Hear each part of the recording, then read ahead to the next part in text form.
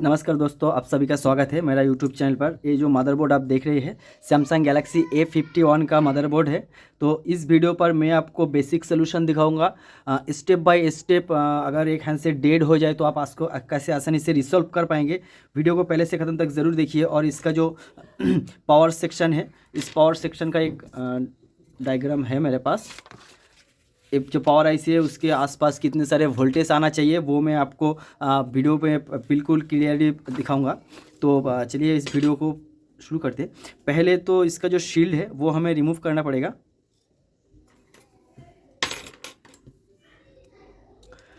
अगर मदरबोर्ड पर आप काम कर रहे हैं तो सबसे पहले इसका जो कैमरा है, फर्स्ट सारे कैमरा को रिमूव कर लीजिए मदरबोर्ड से।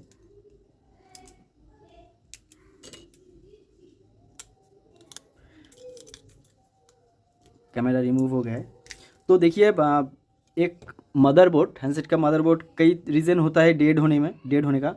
लिक्विड डैमेज की वजह से डेड हो सकता है, मदरबोर्ड शॉर्ट होने की वजह से डेड हो सकता है। तो अगर मदरबोर्ड शॉर्ट है तो वो आपको खुद चेक करके देखना पड़ेगा कि कौन सा पार्ट्स कंपोनेंट, कौन सा कैपेसिटर या कौन सा कंपोनेंट पर शॉर्ट हुआ है, वो आपको खुद रिपेयर करना पड़ेगा। अगर लिक्विड डैमेज है वो भी आपको खुद सर्विस करके रिपेयर करना पड़ेगा। ऐसे मान लीजिए मदरबोर्ड शॉर्ट भी नहीं है, फिर भी बोर्ड डेड हो गया है, तो कौन सा कंपोनेंट पर कितना वोल्टेज आना चाहिए मैं वो आपको दिखाऊंगा इस बेसिक सोल्यूशन पर। तो सबसे पहले तो आपको चेक करना है इसका जो पावर की है, इसका जो पावर बटन है, पावर बटन पर 1.8 वोल्ट आपको आना चाहिए। अगर पावर बटन पर आपका 1.8 वोल्ट आ रहा है तो उसके बाद आपको चेक करना है auxiliary power IC. Auxiliary power IC first मैं इसको रिमूव कर ले रहा हूँ, उसके बाद मैं ऑक्सिलरी पावर आईसी दिखा रहा हूँ। देखिए ये जो शील्ड है इसके अंदर चारों तरफ कंपोनेंट पार्ट लगा हुआ है। तो आप जब शील्ड रिमूव कर रहे हैं तो ये जो सेक्शन है इस तरफ से रिमूव कीजिए। यहाँ पर पार्ट थोड़ा कम रहता है।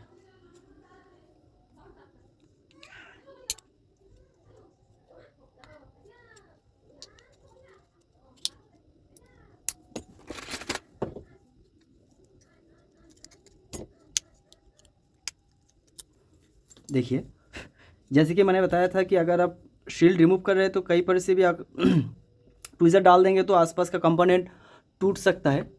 तो ये जो साइट है जैसे मैंने रिमूव किया, देखिए पार्ट थोड़ा कम है। तो अगर आप शील्ड रिमूव कर रहे हैं तो इस तरफ से रिमूव कीजिए। बैटरी कनेक्टर पर वोल्टेज आने से पहले अगर आप चार्जर लगा रहे हैं, पॉजिटिव नेगेटिव पर चार्जर लगाने के बाद आपका सीधे वोल्टेज आएगा सीपीयू के पास। जो ऑक्सिलरी पावर आईसी है जो इस शील्ड के अंदर आएगा, इसके ऊपर रहेगा, तो डायरेक्टली इसके ऊपर ही पावर आपको आना चाहिए। इस शील्ड को भी मैं आपको रिमूव करके दिखा रहा हूँ।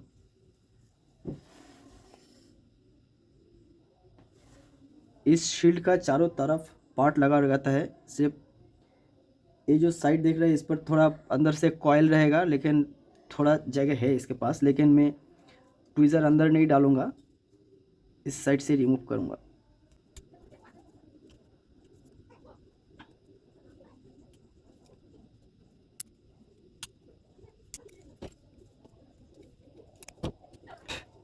जैसे कि देखिए थोड़ा सा पार्ट कंपोनेंट कम है, इस चारों तरफ कंपोनेंट लगा हुआ है, इसके अंदर एक कॉयल है, ये एक कॉयल लगा हुआ है।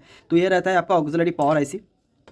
चार्ज सबसे पहले चार्जर लगाने के बाद आपको चेक करना है जो ऑक्सिलरी पावर आईसी है इसका आउटपुट इनपुट वोल्टेज आ रहा है कि नहीं। अगर ऑक्सिलरी पावर से आउटपुट वोल्टेज आपको जा रहा है, जितना वोल्टेज आपको चार्जर से आएगा वही आउटपुट वोल्टेज आएगा। उसके बाद आपको आएगा ये जो सेक्शन है, इसी सेक्शन के ऊपर। तो सबसे चेक करने का रीज़न तो यही है। देखिए जैसे ये रहा आपका मदरबोर्ड, ये रहेगा आपका आईसी का नॉइस, मतलब ये आपका पावर आईसी, ये रहेगा पावर आईसी नॉइस। इसके ऊपर आपको वोल्टेज आना चाहिए। अगर मदरबोर्ड पावर आईसी से आउटपुट इनपुट वोल्टेज सही दे रहा है कि नहीं दे रहा है वो आपको चेक करने के लिए ये जो सारे कॉयल देख रहे हैं इस कॉयल के ऊपर आपको वोल्टेज चेक करना है। तो आपको कॉयल के ऊपर वोल्टेज चेक करने के लिए सबसे पहले तो आपको कॉयल के ऊपर, ये जो कॉयल है L5001, इसके ऊपर आएगा 0.75 वोल्ट। कॉयल 1, कॉयल 2, इसके ऊपर भी 0.75 वोल्ट। 1 2 3, कॉयल 4, इसके ऊपर भी आपको आएगा 0.75 volt. 3 0.75 volt.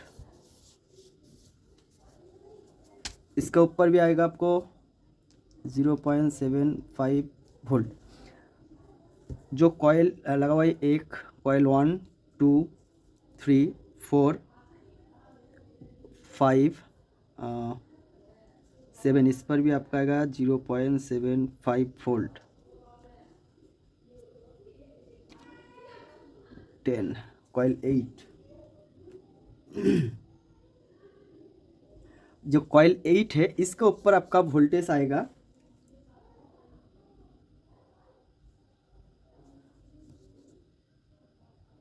1.1 volt.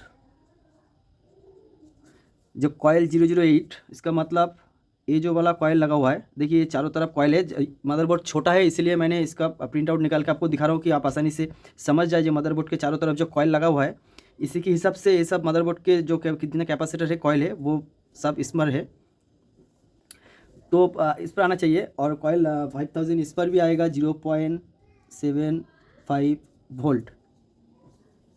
Coil 5006 0.75 volt. Coil 5009 इस पर आएगा 1.3 वोल्ट। कॉयल 5010 में आएगा आपका 2.0 वोल्ट। ये सब जो वोल्ट है ये इस आईसी का आउटपुट वोल्टेज है। आपको पार्ट टू पार्ट आपको चेक करना है कि ये सही तरह से ये सब वोल्टेज आ रहा है कि नहीं। अगर ये सब कुछ वोल्टेज आप सही तरह से आ रहा है तो उसके बाद आपको चेक करना है जो इस आईसी के नीचे ही रहेगा, इस प्रिंट आउट में नहीं आया है, वो मैं आपको दिखा रहा हूँ। बिल्कुल ये जो कॉयल आप देख रहे हैं, इस कॉयल के पास देखिए, थोड़ा जूम करके दिखा रहा हूँ।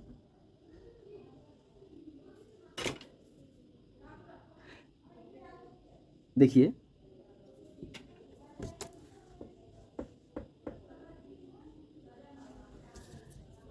OSC 5000 ये 32 मेगाहर्ट्ज़ का है, क्रिस्टल है। आपको इसको अच्छे से रिसोल्डर करना है या रिप्लेस करना है। अगर उसके बाद भी आपका डेट प्रॉब्लम सॉल्व नहीं हुआ तो उसके बाद आपको करना है जो CPU है, CPU के ऊपर आप थोड़ा सा हीट कीजिए। अगर CPU के ऊपर थोड़ा सा हीट करने से हो जाए तो वो ज़्यादा दिन तक नहीं टिकेगा। आपको 10 या 15 दिन के बाद फिर से वो हैंडसेट डेड हो जाएगा। तो उसके लिए आपको क्या करना है, जो CPU है उसको निकल कर रिवॉल्व करके अच्छी से रिसोल्डर रिवॉल्व करके उसको लगाना है। उससे आपका जो प्रॉब्लम है, डेट का जो प्रॉब्लम है 100% सॉल्व हो जाएगा। तो यही है, अगर कोई शॉर्ट नहीं है एक मदरबोर्ड और लिक्विड डैमेज भी नहीं है, चलते चलते बंद पड़ गया है, तो कैसे उसको स्टेप बाय स्टेप फॉलो करके रिसॉल्व कर पाएंगे। इस वीडियो पर मैं जितना हो सका मैं आपको दिखाया हूँ। अगर इसके भी बाद भी आपका प्रॉब्लम सॉल्व नहीं हुआ तो प्लीज़ मेरा वीडियो पर कमेंट कर दीजिए, मेरा इंस्टाग्राम पेज पर आप मैसेज कीजिए, मैं आपका प्रॉब्लम 100% सॉल्व कर दूँगा। ये वीडियो कैसा लगा प्लीज़ मुझे कमेंट कीजिए, अच्छा लगा तो लाइक कीजिए, ज़्यादा से ज़्यादा अपने फ्रेंड के पास शेयर कीजिए। मिलते हैं अगले वीडियो पर। वीडियो को पहले से ख़त्म तक देखने के लिए बहुत बहुत शुक्रिया, धन्यवाद। Like, comment, and subscribe.